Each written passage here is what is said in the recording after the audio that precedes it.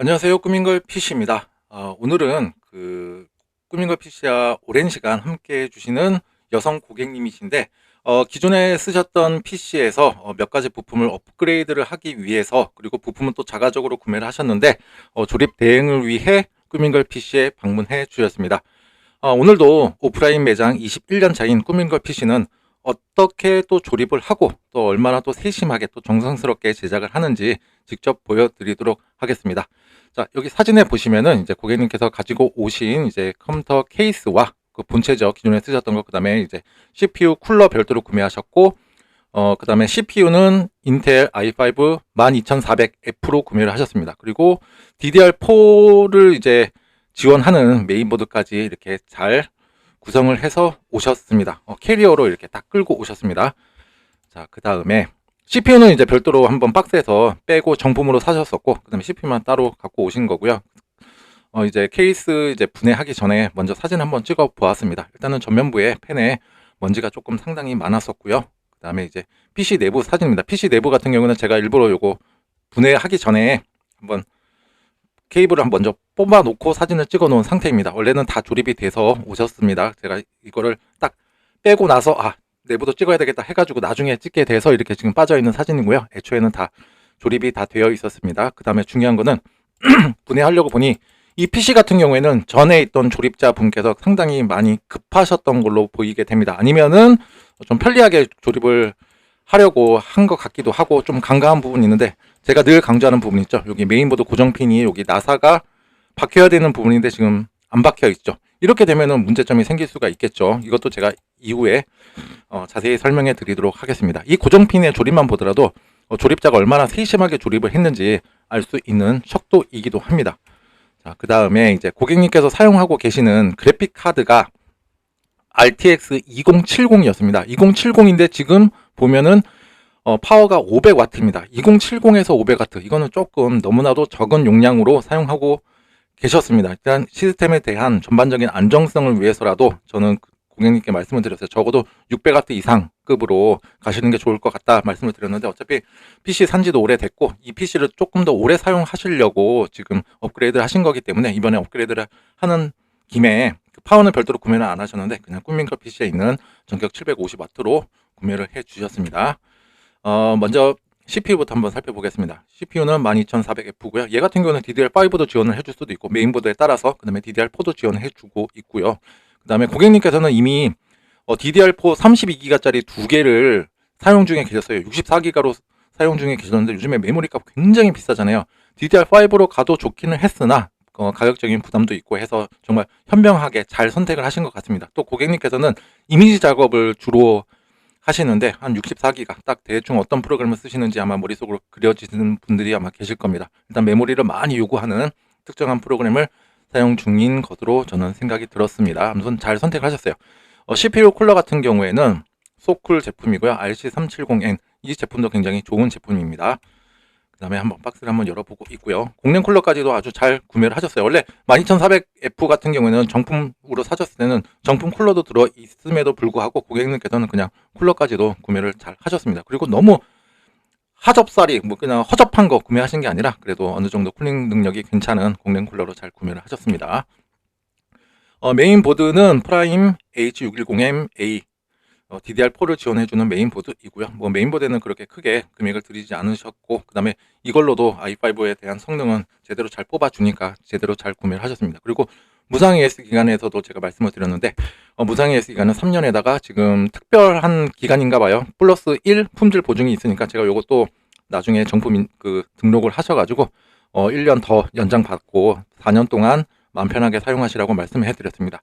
굉장히 중요한 부분입니다. 보통은 새 제품 같은 경우는 아무리 비싼 거를 사더라도 무상 AS 기간은 3년입니다. 그런데 3년 이상 쓰시는 분들은 굉장히 좋은 케이스고, 근데 진짜 운이 나빠가지고 3년 쓰고 나서 딱 고장이 났다. 그렇게 되면 이제 새로 사셔야 되는 상황이 발생하게 되잖아요. 그럴 때 이렇게 플러스 1년 더 있어서 그냥 한 번 더 무상으로 교체를 받으시거나 하시게 되면은 좀 더 생명 연장을 해서 큰 비용 없이 잘 사용하실 수 있으시리라 생각이 듭니다. 그 다음에 이제 박스를 한번 열어보고 있고요. 메인보드도 이렇게 생겼습니다. 그냥 기본기가 튼실한 메인보드라고 보시면 좋으실 것 같습니다. 그 다음에 아무래도 12세대 그 소켓을 사용하고 있는 인텔 메인보드라고 하면은 아시죠? 그 메인보드 소켓에 있는 부분 핀이라던가 이런 것도 한번 제가 먼저 확인을 하고 있습니다. 이렇게 확대를 해서도 한번 보고 있고요. 혹시라도 처음에 이거를 발견을 해야 되지, 다 조립하고 나서 진짜 케이스에다 다 넣고 나서 나중에 안 켜져 가지고 다 또 분해해 가지고 또 보니까는 어이구야 이거 CPU 핀이 휘어 있었네, 이런 경우가, 소켓 핀이 있는 경우가 간혹 가다가 발생하고 있으니까 여러분들께서도 AM5도 마찬가지죠. 메인보드에 있는 소켓 확인 굉장히 중요하고요. 그 다음에 AM4 CPU 같은 경우에는 CPU에 있는 핀을 유심히 봐야 되겠죠. 대부분은 CPU 핀 분량은 거의 없어요. 메인보드 쪽에 분량이 조금 많이 나타나게 되니까 요거 한번 확인하고 조립하시길 바랍니다. 다행히도 메인보드 소켓은 정상이었습니다. 그 다음에 이제 CPU를 장착을 하고, 그 다음에 소쿨 그 CPU 쿨러 장착을 위한 가이드도 조립을 완료해 놓은 상태입니다. 그 다음에 이제 서멀 그리스를 도포를 합니다. 서멀 그리스는 여기 소쿨에서 제공해주는 서멀 그리스가 별도로 있는데, 저는 아틱사의 MX4 제품으로 도포를 해드렸습니다. 서멀 그리스는 CPU와 CPU 쿨러 방열판 사이에 열 전도율을 높여주는 역할을 합니다. 서멀 그리스의 종류와 도포하는 방법에 따라서도 대폭 CPU의 온도를 낮출 수가 있게 되면 물론이며, CPU 온도가 낮아지게 된다. 그렇게 되면은 전반적인 시스템에 대한 안정성, 그 다음에 성능, 그 다음에 내구성도 크게 향상을 시킬 수가 있는 부분이 있습니다. 그리고 아틱사의 MX4 제품이라고 하면, 나 어디 가서 서멀 그리스 도포했다? 그러면 친구들이 그러죠. 막 모여가지고 막 열대면 몰려올 거예요. 그러면은 뭐로 도포했는데, 아틱사의 MX4로 도포했어. 오, 잘했는데, 이런 평을 받을 수 있는 서멀 그리스라고 보시면 좋으실 것 같습니다. 그 다음에 이제 아수스 제품 같은 경우에는 그 M.2 SSD 장착을 하기 위해서는 이렇게 별도로 조립을 해 주어야 됩니다. 그래서 제가 지금 2개 다 조립을 해 놨고요.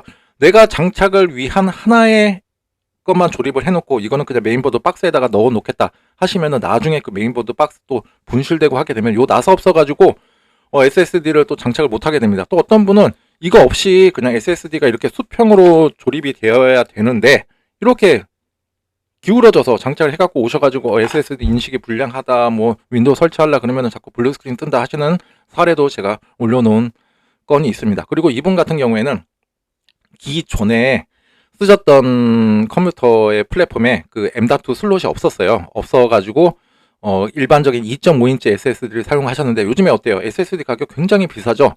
그래서 기존에 쓰셨던 SSD 그냥 별도로 이제 사용하신다고 하셨었고, 추후에 SSD를 구매를 하신다. 그렇게 되면은 NVMe SSD, 이렇게 손가락만한가 이렇게 생긴 거 SSD로 구매를 하시면 좋으실 것 같습니다.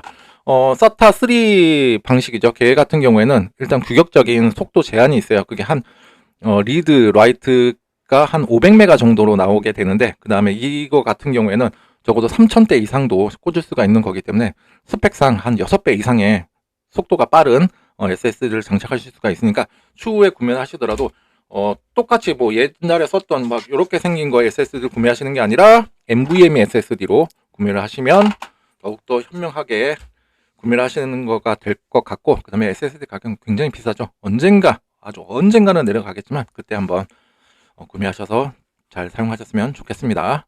그 다음에 이제 메인보드에 CPU 쿨러, 그 다음에 메모리까지 해서 기초 조립을 완료하였습니다. 그 다음에 파워 같은 경우에는 이제 몬스터 기어 제품이고요. 무상 AS 기간 6년, 그 다음에 뭐 기본기가 충실한 그냥 파워라고 보시면 되실 것 같습니다. 용량은 전격 750W 제품입니다. 그 다음에 이제 기존에 있던 메인보드를 다 탈거를 해 놓은 상태이고요. 그 다음에 이제 파워부터 먼저 장착을 하였습니다. 그 다음에 이제 이 고정핀 장착을 하죠.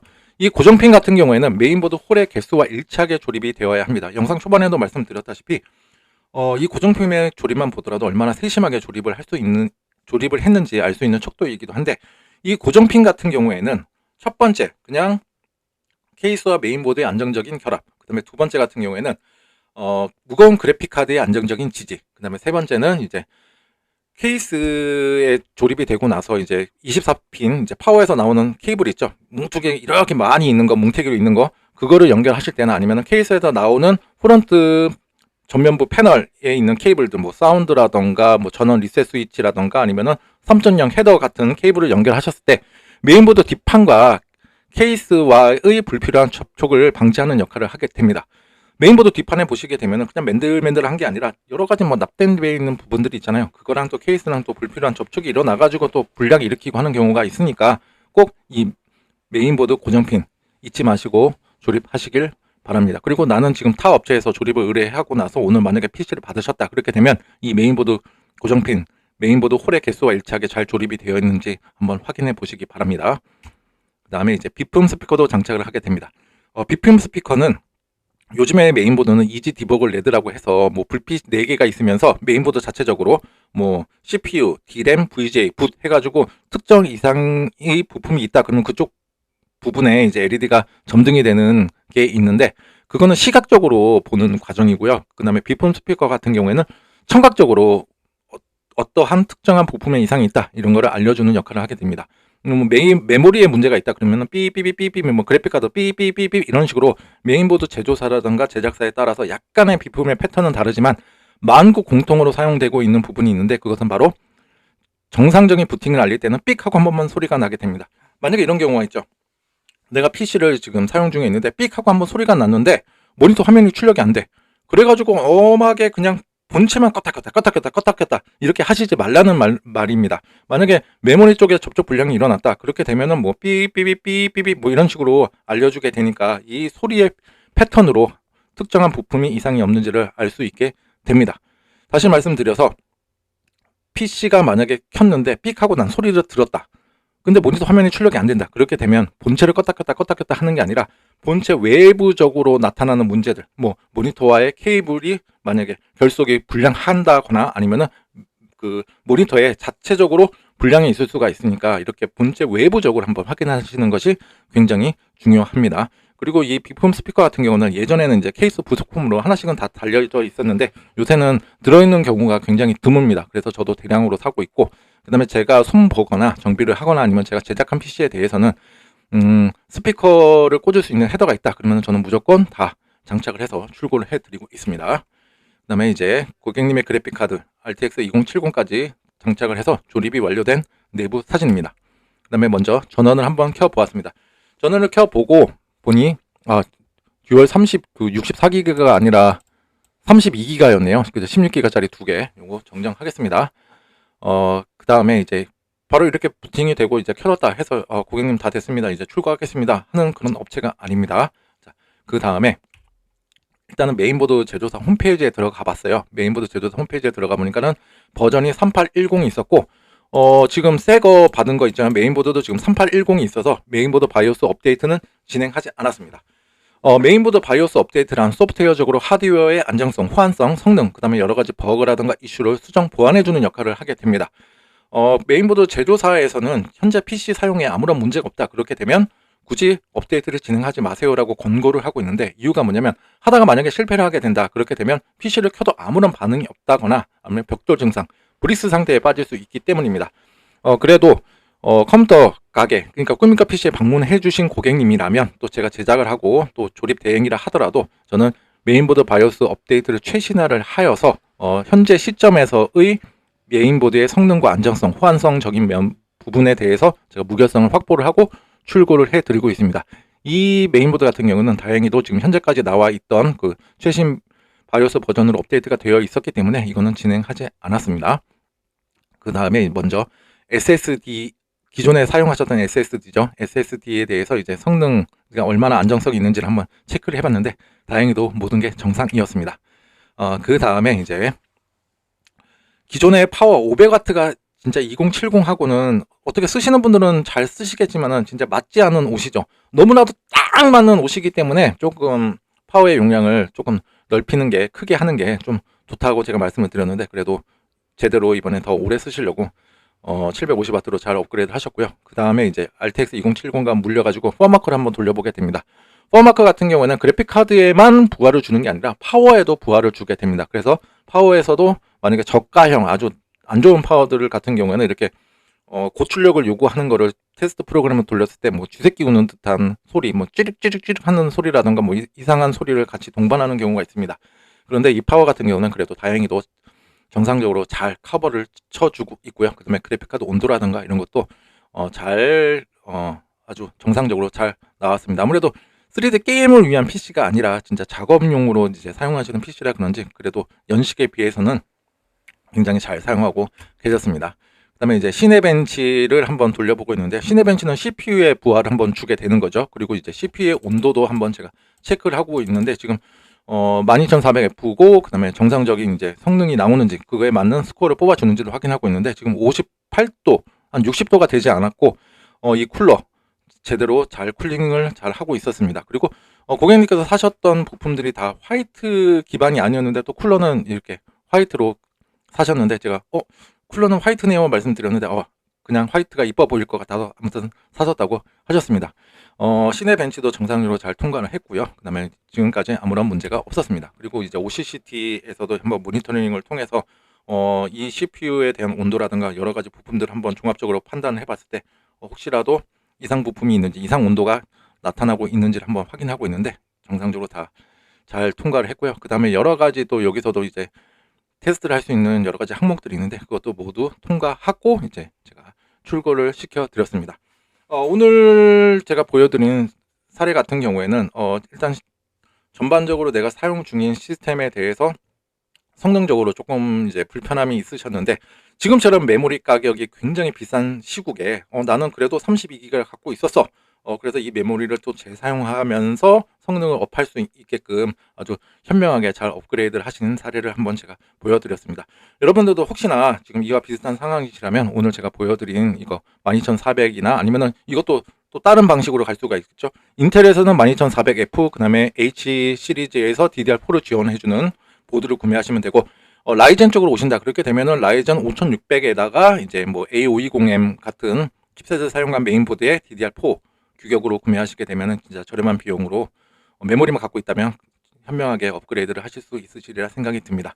오늘도 제 영상이 조금이나마 도움이 되고 알찬 정보였다 하시면 좋아요와 구독 버튼 눌러주시면 감사하겠습니다. 정말로 큰 힘이 됩니다.